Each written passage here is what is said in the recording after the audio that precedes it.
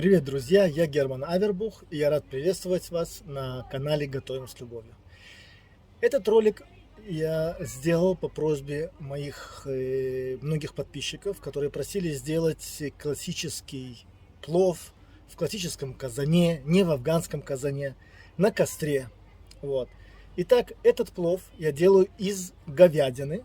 Вот. Многие спрашивали, где сделать, где достать баранину. Не у всех, не все могут достать баранину в том месте, где они живут. Итак, я делаю плов в классическом казане на костре из говядины. Ну и посмотрим, что у нас получится.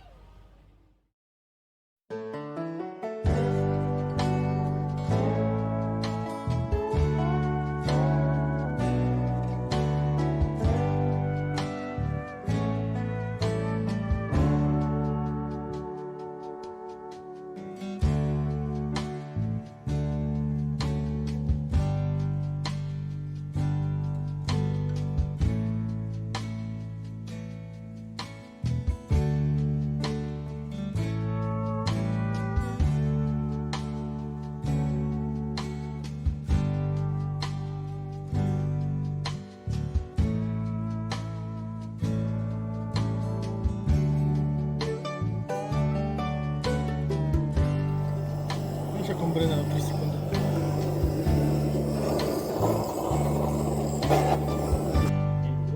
Opa, 10.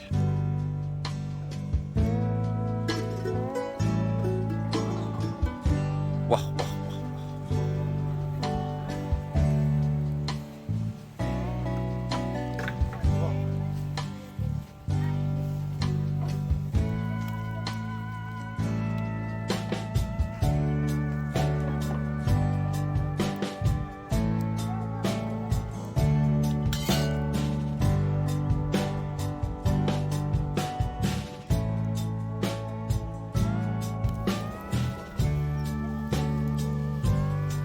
Начинаем с мяса на косточке.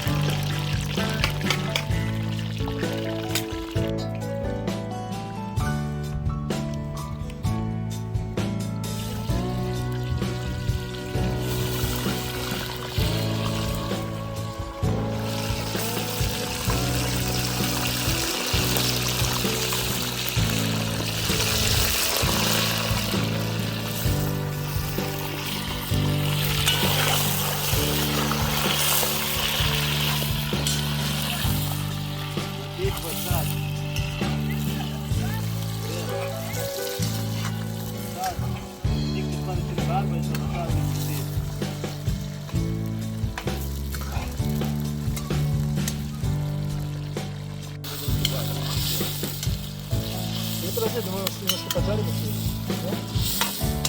Да? Пошел.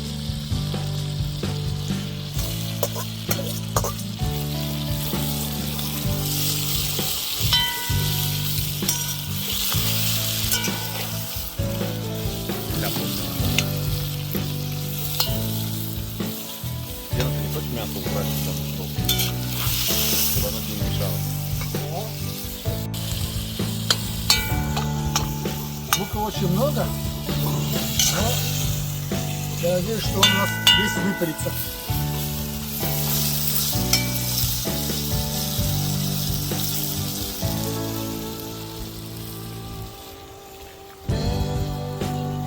Не забывайте про лайки. Можно на каждой стадии приготовления ставить лайк. Да, главное, чтобы в конце было нечетное количество, чтобы в конце записать один лайк был. Или писать сообщение, комментарий. Сдамся, но не старался, но не сдамся. Морковка. Пошла морковка.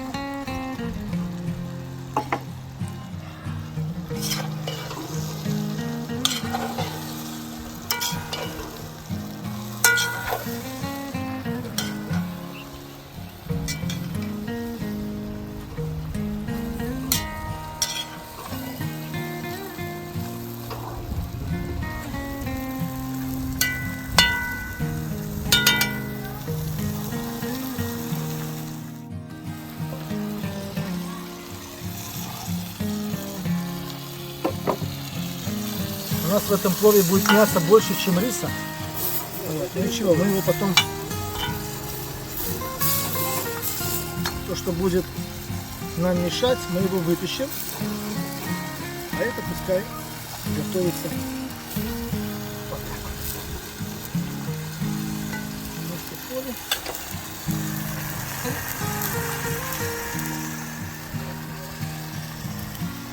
Так. Давайте, пожалуйста. Один из важнейших ингредиентов плова – это хорошая вкусная вода. Я не рекламирую, но вы используете вашу воду, самую вкусную, которая у вас есть.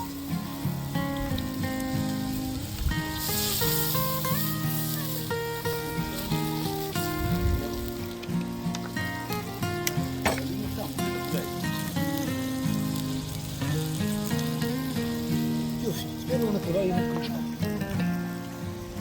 Потом я еще...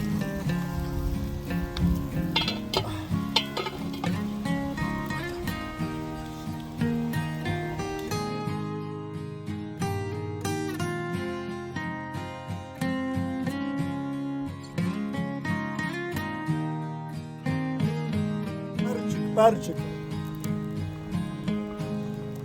Главное, что перчик был целый, без надрезов, иначе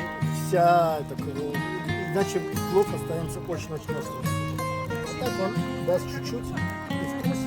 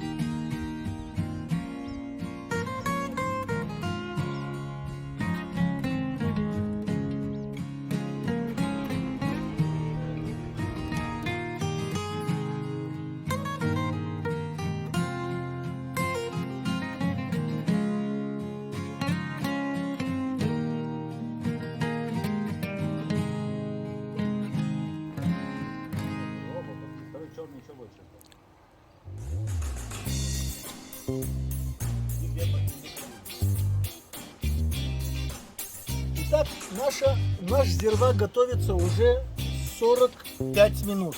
Ну, это еще мало, можно бы, конечно, больше. Но я хочу показать вам сейчас маленький лайфхак. Вы обратили, наверное, внимание, что наша решетка стоит вот таким вот образом. И это неспроста, это не просто так. Это новый такой лайфхак. Ну, новый, не знаю, но это лайфхак, вот, от меня. Берем крышку, куда ее класть, куда ее ставить, когда хочешь проверить. А мы ее сюда, в решеточку. Удобно, просто. Пользуйтесь на здоровье. Так, как вы видели, мяса у нас получилось сегодня очень много. Поэтому мы половину мяса вытащили.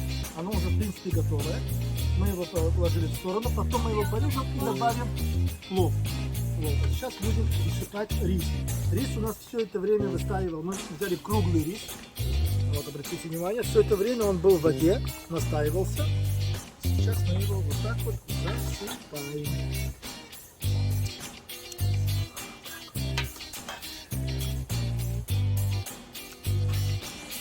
Надо рис стараться без воды засыпать, для того, чтобы холодная вода не охлаждала наш плов, наш казан.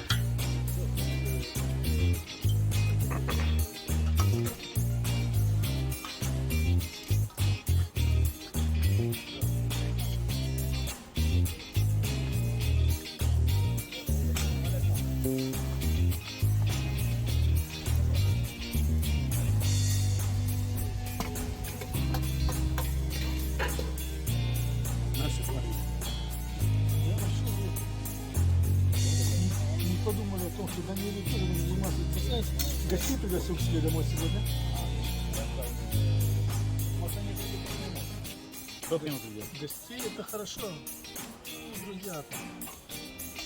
Гостей это хорошо. Так, чесночок не забываем. Не забываем про чесночок. Вот. Перчик я уже класть не буду. Один положил. Второй, он у меня, видите, как немножко разварился. Я боюсь, что он потом разваривается, и мы его не достанем целиком. Все, теперь будем выпаривать всю воду.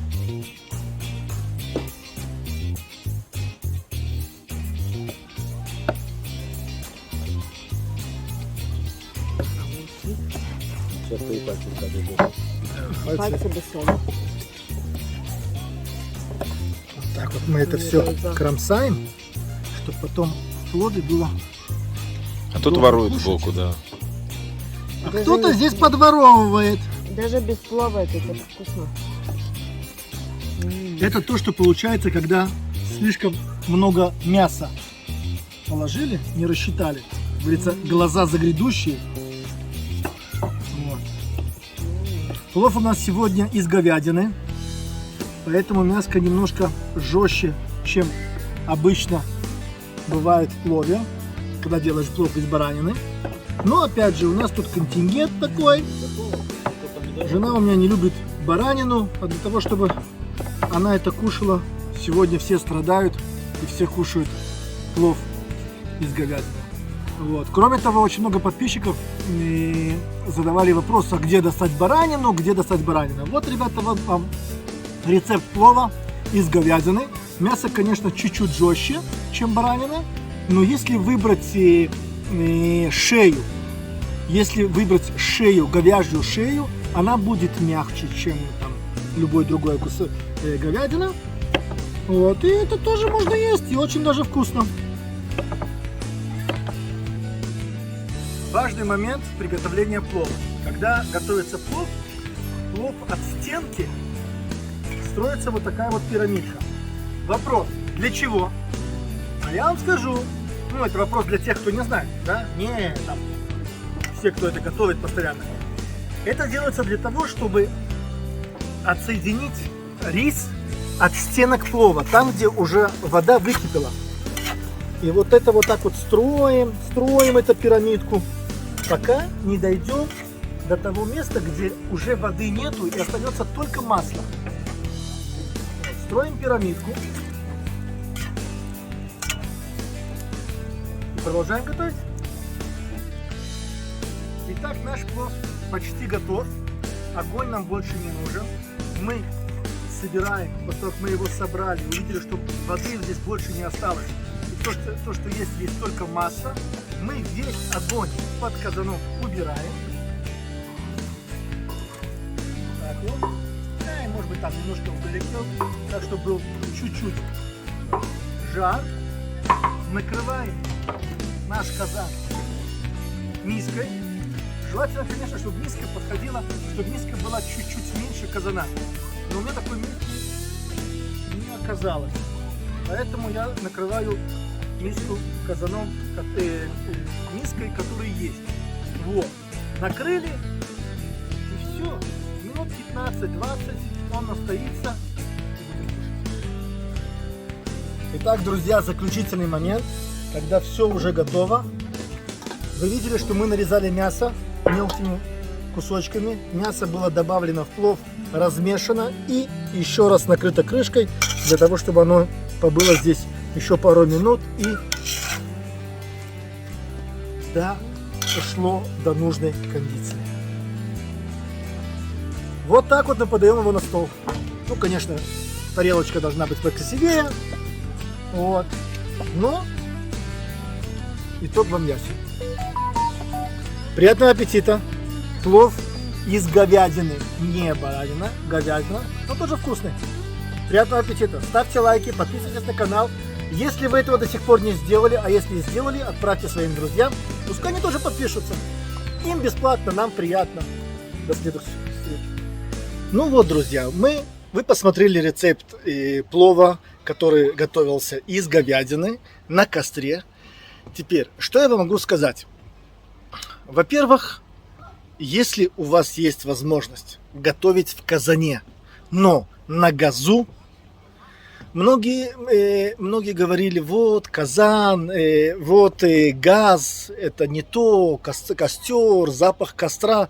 Поверьте мне, запах костра остается только на одежде. Сам плов костром, я бы не сказал, что он пропахся как бы костром. Вот. Конечно, он вкусный и на газу, и на костре. Это раз. Но теперь, как говорится, о минусах костра. Я отмывал свой казан от костра, наверное, минут 40. И до сих пор я бы не сказал, что он достаточно чистый, или он был такой же чистый, или он такой же чистый, как он был до того, как я начал приготовить. Это первый минус. Второе. На костре оно готовится, во-первых, не каждый и не везде может разжечь костер. Вот. Поэтому, конечно, если вы выбрались на природу, и у вас есть газовый баллон, и вы можете приготовить на газу, поверьте мне, лучше приготовить на газу. Вкус тот же, чистота больше, вот, готовится за то же время. Вот. Это первое. Второе. Если у вас есть афганский казан, в афганском казане плов получается примерно такой же, вкус такие же вкусы получаются, мясо такое же разваристое, такое же вкусное, и это готовится намного, в разы быстрее. То есть, если в афганском казане я могу приготовить плов там, на килограмм риса, да, у меня казан на 15 литров, и поэтому я готовлю примерно с расходом тем, что я делаю на 1 килограмм риса. В этом ролике я сделал 2 килограмма риса, и 4 килограмма мяса, было очень много мяса. Вот, но мы готовили этот плов почти 3,5-4 часа. Вот. Если у вас есть время с компанией сидеть и наслаждаться приготовлением плова, конечно, можно это сделать в классическом казане. А если вы хотите по-быстрому сделать плов и уже садиться кушать, и у вас есть афганский казан или скороварка, я предпочитаю воспользоваться афганским казаном либо скороваркой и сделать это намного быстрее. Но, опять же, на каждый на вкус и цвет, друзей, нет.